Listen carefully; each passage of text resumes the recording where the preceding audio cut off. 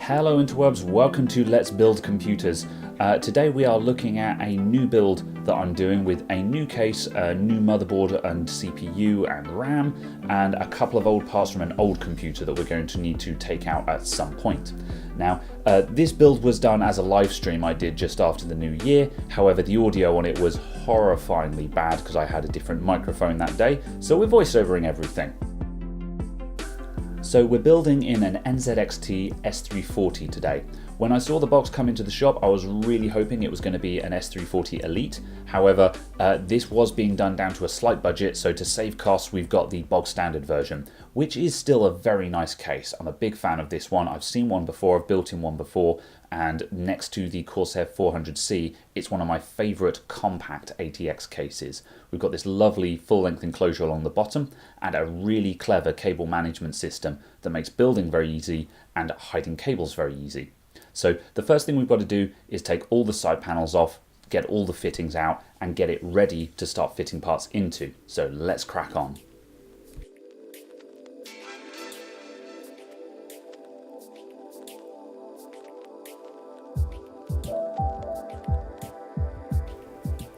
Powering this new build, we've got a brand new Coffee Lake i5-8600K CPU, and that's mounted in an MSI Z340 Pro motherboard with 16 gigs of Corsair DDR4. So this is all brand new platform. The customer has already fitted their CPU to the motherboard along with the RAM, so I just simply had to take this out of the box and drop it into the new case. But it's a good opportunity to take a look at it all while we have it. The Z340 Pro is a really nice looking motherboard. The features are not fantastic. It was a little bit lacking on the V-Core side, which is just a sign of whether the board is cheap or expensive. The other giveaway that this is a budget board is the lack of filtering capacitors on the audio circuit in the bottom left corner of the board.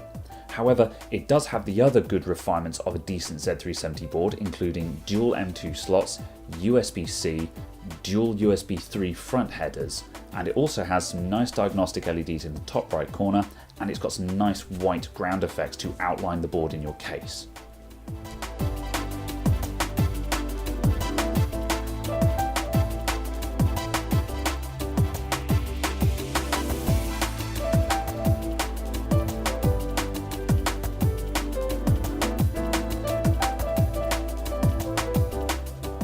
Once we've got the motherboard all screwed in, we can start addressing where all the wires are going to go to. On the back of the case, we've got a lot of wires already pre-plumbed in and run through these cable ties. So we're going to cut all of that out and reroute some of them that are going to the wrong places.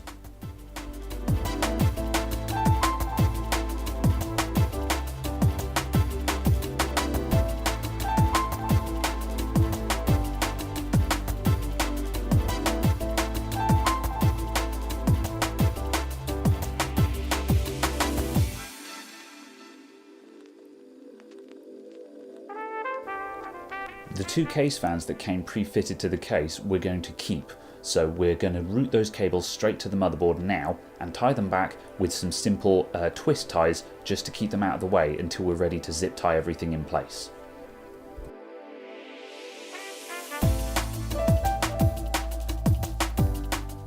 And that actually concludes most of the new hardware that's going into the case, minus for an SSD that we'll put in later. So now let's bring up the old computer, and we've got to take this thing apart and recover several parts from it, including the cooler, the graphics card, and the power supply.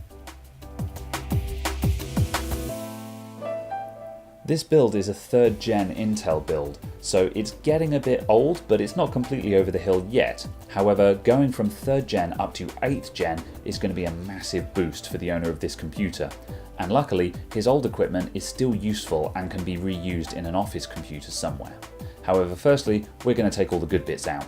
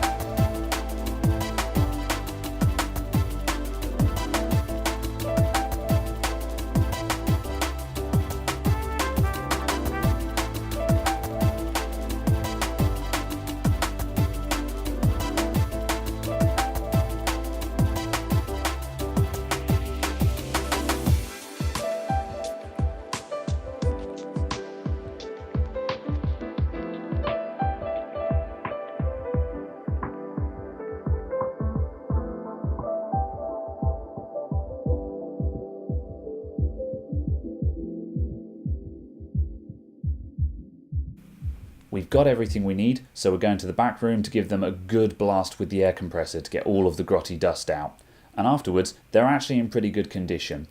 We've got a GTX 980, an 850 watt Cooler Master power supply, and a Be Quiet Pure Rock Slim.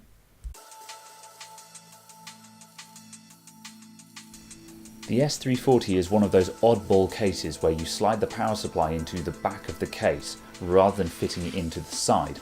So we have to take this adapter plate off of the back of the case, fix it to the back of the power supply, and then slide the whole thing through the rear of the case.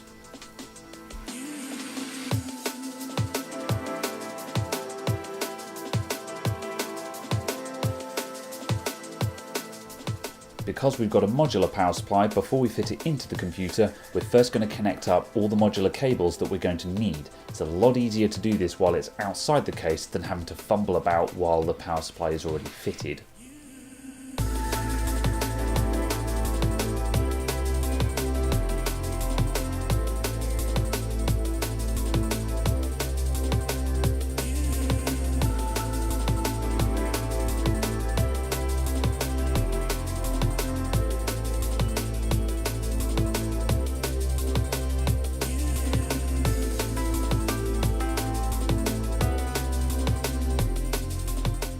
Cable tidying is something that you have to do while you build the computer. So once again, I'm now taking a moment just to reroute all my cables around and tie a couple of them in place with some temporary wire ties just to make everything a bit easier down the line. Once we know that everything is in place permanently, we'll stick in the zip ties to clamp it in place.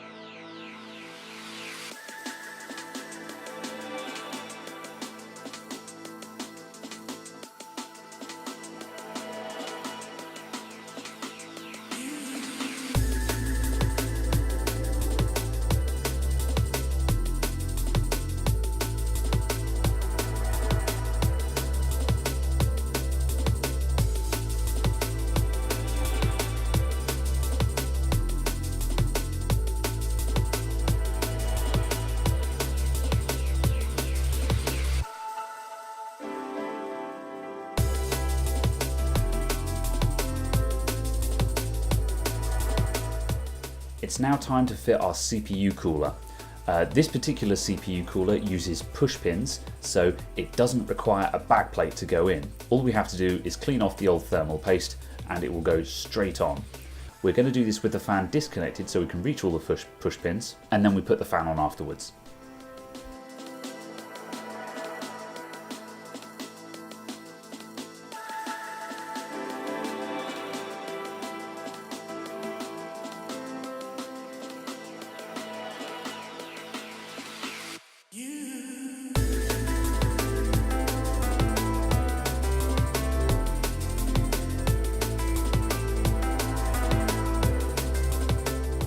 And if you're worrying about all that board flex, yeah, me too. This is why I hate push pins.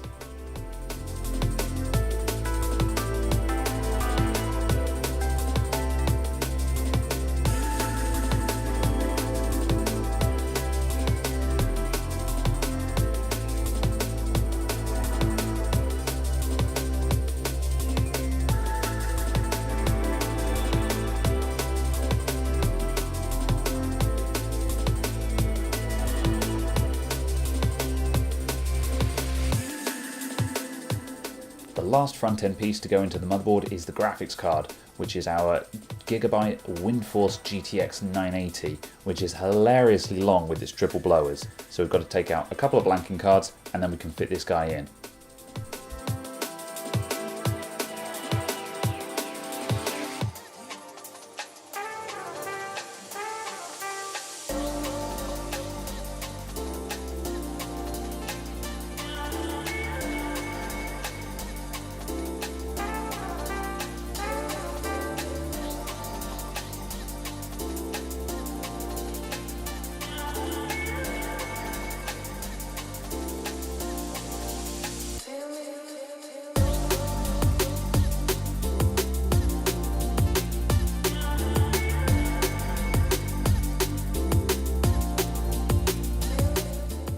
now all of the major wires are into place, it's now worth actually fixing all of our main back-end cabling in place. So we're now going to start removing the wire ties and fitting in zip ties in place.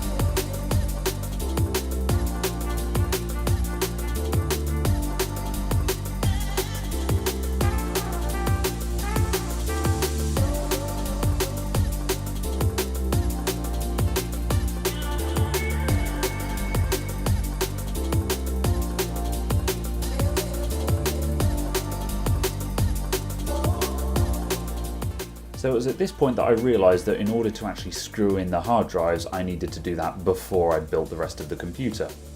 But thankfully, we can take off the front panel to get access to one side of the drive cage, and that means that we can get a couple of screws in the side of the hard drives, which is all we need really, because it's not like they're going to fall out. So now we're going to slot in the two hard drives, and then we'll stick our SSD in underneath them.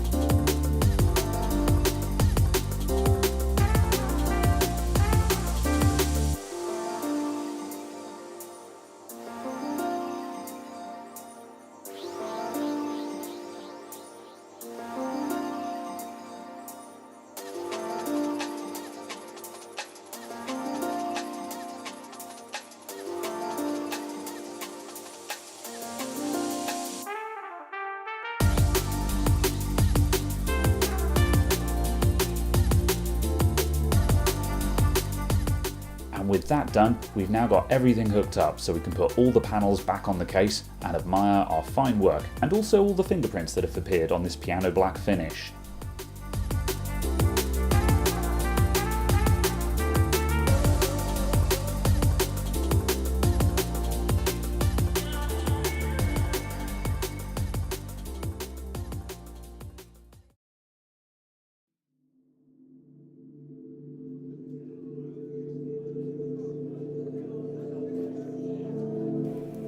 So this build now represents a very good point where a lot of people feel like in order to get a new computer, they're going to have to pay that big four-figure sum all over again. Whereas in reality, if you just replace the case and the platform, that is the CPU, motherboard and RAM, you'll probably find that it's actually about a third or maybe two-thirds the cost that you think it's going to be. So it's well worth investigating it. And if you can't afford a new platform, just try rehousing your computer in a new case and you'll feel completely different about it. With some of the lights turned off, we can now see the underlighting from the motherboard as well. It's not fantastic, it doesn't have LEDs all the way around the edge, but it's enough just to add in that little bit of life and add some depth to the case. It's also nice to see that the LEDs are white rather than a fixed colour.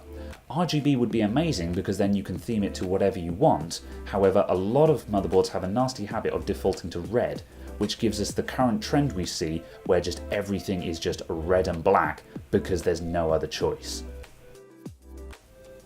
Past that, we're all finished now. Thank you very much for watching everyone, and I will see you next time. Goodbye for now.